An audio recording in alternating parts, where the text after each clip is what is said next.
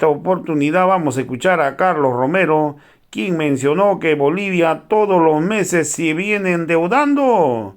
Hoy Bolivia es el segundo país con mayor riesgo de América Latina. Hoy Bolivia es un país informal ya que el 83% de la población vive informalmente.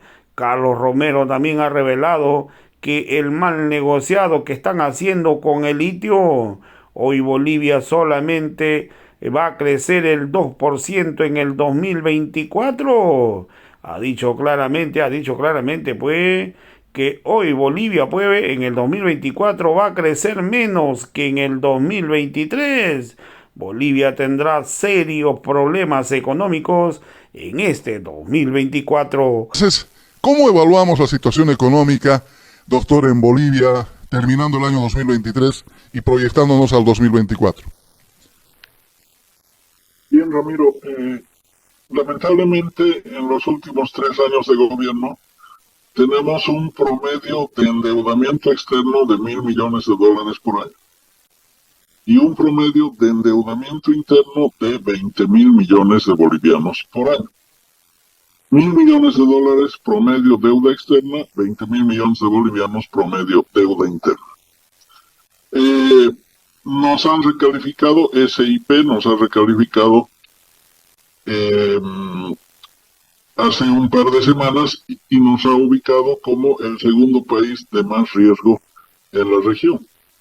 Justo cuando el presidente Arce acababa de decir que somos la segunda economía más prominente de Latinoamérica, resulta que nos califican como el segundo país, la segunda economía más vulnerable, de mayor riesgo de Latinoamérica. Y obviamente la economía no está bien. El presupuesto que ha presentado el gobierno nacional es un presupuesto que tiene fuente de financiamiento en un 60%. Pero un 40% no tiene fuente de financiamiento, Ramiro, ¿no? Y simplemente plantea como posibilidad más préstamos. Pero aquí podemos enlazar con la política externa. ¿De quién quieren prestarse? De los organismos multilaterales. ¿Cuáles son los organismos multilaterales? Los que están alineados a las políticas imperiales. El Banco Mundial, etcétera, etcétera. Cuando un país ha sido calificado como un país de riesgo, cuando sus bonos soberanos van a ser colocados con muchas dificultades porque tendría que pagar una tasa de garantía muy alta que va a estar por encima del 24%. Cuando las transacciones financieras se han encarecido, porque ahora resulta que hay que pagar una comisión bancaria de 11%. Por cualquier transacción en divisa hay que pagar 11% de comisión bancaria, es decir, la importación de bienes de capital cae, los empresarios ya no pueden traer tanta tecnología, tantos bienes de capital, porque resulta que para comprar tractores, para importar semillas, qué sé yo, para comprar excavadoras, tienen que pagar el precio del equipo, pero adicionalmente el 11% al banco. Y obviamente se encarecen las comisiones bancarias porque no hay dólares disponibles en el mercado financiero nacional. El dólar paralelo está en 7.8 bolivianos, es decir, la cotización del dólar oficial hace tiempo que está muy lejos del dólar paralelo y del dólar frontera. El dólar frontera todavía está mucho más caro, llegando a 8 bolivianos, ¿no? El dólar que se cambia en las zonas fronterizas.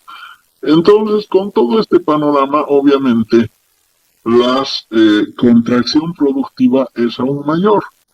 A su vez, hay inflación en los productos de canasta básica, 8% en promedio. Han subido los precios de los alimentos en los últimos 15 meses. No hay inversión pública, la inversión pública no llega al 50%. Crece el endeudamiento. Si hay endeudamiento si hay inflación que va creciendo sigilosamente. El desempleo es muy alto. Dice el gobierno, apenas estamos en un 4 y fracción de tasa de desempleo, pero lo que no dice el gobierno es el 83% de informalidad de la economía nos ubica como el país más informal en términos económicos en Latinoamérica, porque el promedio de la informalidad en Latinoamérica está en el orden del 62%. Y en Bolivia hemos llegado a 83%. ¿Qué significa 83% de informalidad? Que se ha precarizado el trabajo, que la gente solamente acude a una fuente de trabajo para sobrevivir en el día, vendiendo mocochinches, vendiendo somó, etcétera, ¿no es cierto? Empanaditas, sobreviviendo cada día. Entonces, la situación socioeconómica del país es terrible, y a esto se suma el hecho, Ramiro, de que han anunciado que van a hacer una nueva adjudicación del litio, y más o menos están pensando en un esquema swap. Un esquema swap es cuando tú vendes algo que te pagan por adelantado y entregas el producto con posterioridad. Pero resulta que el esquema swap que han pensado, lo piensan cuando la tonelada del litio ha caído de un precio de $40,000 a $15,000. ¿No es cierto? Entonces, justo en el peor momento del mercado. Y justo cuando aparentemente, inclusive, una de las empresas chinas está prácticamente en retirada, porque no hay las condiciones, los estudios, la infraestructura en Uyuni, ¿no? Entonces, la situación es bastante crítica. Y en términos de política externa, apuestan a los préstamos del Banco Mundial, de la CAF, del BID, ¿no? No han hecho uso del programa de desarrollo implementado por la Comunidad Económica Europea. Tampoco han presentado ninguna iniciativa en el encuentro de la cumbre de la Cuenca Amazónica, y tampoco han logrado ingresar al BRICS, al bloque BRICS, ¿no? Han ido a sondear la posibilidad de un préstamo con el BANDES. Aparentemente es muy difícil que lo consigan en el corto plazo. Entonces, tenemos graves problemas económicos. Tenemos además una inversión extranjera directa que ha caído 27%, $460 millones menos el 2023 con relación al año 2022. Entonces, tenemos problemas en la economía, tenemos problemas en las finanzas y tenemos problemas en la política externa, porque la política externa solamente orienta a los viejos organismos multilaterales del sistema financiero hegemonizado por Estados Unidos, y no ha explorado ni ha logrado avanzar en otros bloques de poder mundial, como por ejemplo el bloque BRICS. Doctor, ¿qué panorama es el que nos encontrará al año 2024 y 2025, tomando en cuenta todos estos elementos que nos da, doctor? Y considerando también los gobiernos de al lado, ¿no? Le decía hace un momento lo del gobierno argentino, que incluso mandó una nota indicando que no va a sumarse a los BRICS, que es una alternativa social de apoyo económico que podríamos tener los países, bueno, particularmente hablando de Argentina. Entonces, en Bolivia, ¿cuál es el panorama que vamos a tener? De repente la gente se hace una sola pregunta, doctor. ¿Mejorará o no mejorará la economía, aún teniendo esos préstamos de los bancos exteriores, pero sin programas sociales que vengan del gobierno? ¿Qué futuro nos espera, doctor? Mire, Ramiro, vamos a cerrar con un crecimiento económico de 2% la gestión 2023, lo que significa que hemos empatado otra vez el Producto Interno Bruto de 2019. Es decir, estos 4 años de caída económica han servido solamente para restituir la situación que teníamos en 2019. 4 años de estancamiento, 4 años perdidos. Por un lado eso. Por otro lado, las proyecciones de crecimiento económico para la gestión 2024 son magras. ¿No? El gobierno proyecta siempre unas proyecciones muy optimistas. 4.6% había proyectado para el 2023 y vamos a cerrar con 2%. Para el año 2024 está proyectando algo así como 3% y los organismos multilaterales, incluida la CEPAL, han proyectado 1.5% para Bolivia. O sea, Bolivia va a crecer menos que el 2023 y el crecimiento del 2023 ha sido magro, ¿no? Con este panorama, entonces, la situación no es alentadora. Por otro lado, la situación del aparato productivo es de cada vez mayor contracción. Hemos caído en volúmenes de producción y al mismo tiempo en el mercado externo se proyectan precios de commodities que tienden a la baja. Ya no vamos a tener los precios que se habían disparado, como en los años 2021 y 2022 particularmente. Hay una tendencia a la baja porque hay una ralentización de la economía china, ¿no es cierto?, que hace que la demanda de minerales particularmente haya caído. Luego hay una sobreproducción de soya en Brasil, lo que también va a hacer caer el precio del grano y derivados en el mercado externo.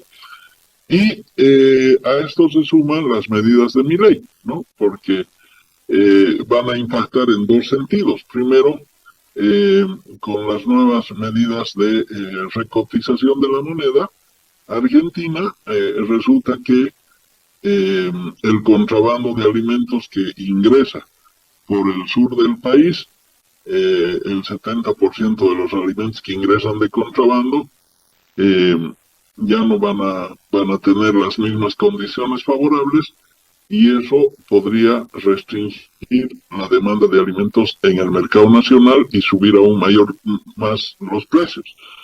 Pero la otra medida es que hay una modificación, una flexibilización de los aranceles aduaneros en Argentina. Y eso significa que la soya argentina se va a exportar desde Rosario y ya no se va a mandar una parte de la soya argentina a Yacuiba y a Paraguay, ¿no es cierto? Se va a exportar todo desde Rosario y eso va a impactar también en unos $200 millones más o menos de disminución por exportaciones de soya.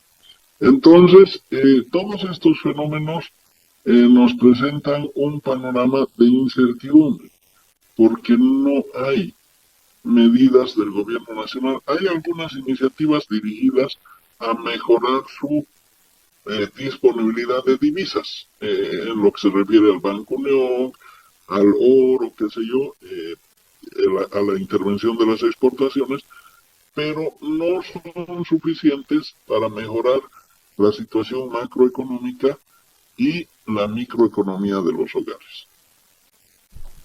Bien, panorama complicado, doctor, el que tenemos al próximo año y el siguiente posiblemente. En medio de todo esto vamos a tener elecciones supuestamente judiciales, vamos a tener también el censo nacional, que parece que para ello están invirtiendo una grandísima cantidad de dinero, y luego tendremos las elecciones primarias. En fin, vamos a tener un panorama bastante político también y social y con mucho movimiento y gasto económico. Así que el año 2024, doctor, nos espera un año sumamente complicado. Doctor, si tiene algún comentario adicional, por favor, en relación de repente a cómo está nuestra relación internacional con el resto de los países en América o el resto del mundo. Había mucha crítica de que no teníamos ni siquiera un embajador en China, creo que ahora lo han repuesto, y en otros países. No sé, le dejo con los últimos comentarios, doctor, al tiempo de agradecerle este nuevo contacto hoy día. Hay un tema, Ramiro, que nos está haciendo mucho daño. y no se quiere reconocer de parte del gobierno. El tema del narcotráfico. El tema del narcotráfico es un elemento más que ahuyenta las inversiones extranjeras. El otro tema que espanta es la corrupción pública. Los altos y escandalosos niveles de corrupción son otro factor que ahuyenta la inversión extranjera, ¿no? Y a esto se suma el hecho de que no hay ninguna iniciativa para el programa de energías alternativas de la Unión Europea o para los proyectos de infraestructura del Bandes o para activar nuevos mercados de exportación de productos. Es decir, Bolivia prácticamente está aislada y está desprestigiada en el ámbito de la comunidad internacional. El tema del narcotráfico hace muchísimo daño. La recalificación del sistema financiero, que nos ubica como el segundo país más vulnerable, de mayor riesgo en la región, también espanta cualquier iniciativa. O sea, son temas que deberían ponerse objetivamente en una balanza, porque hacen que la política exterior básicamente sea absolutamente estéril. Tema del narcotráfico, tema que sin lugar a dudas va a seguir dando noticia y comentarios, doctor. Una vez más agradecido por este contacto. Será hasta el próximo fin de semana en sábado, doctor. Muchas gracias. Muchas gracias, y aprovechar la fecha para que el día de mañana las familias bolivianas sean tributarias de bienestar y prosperidad desde la perspectiva de nuestros buenos deseos. Igualmente para usted, Ramiro, su familia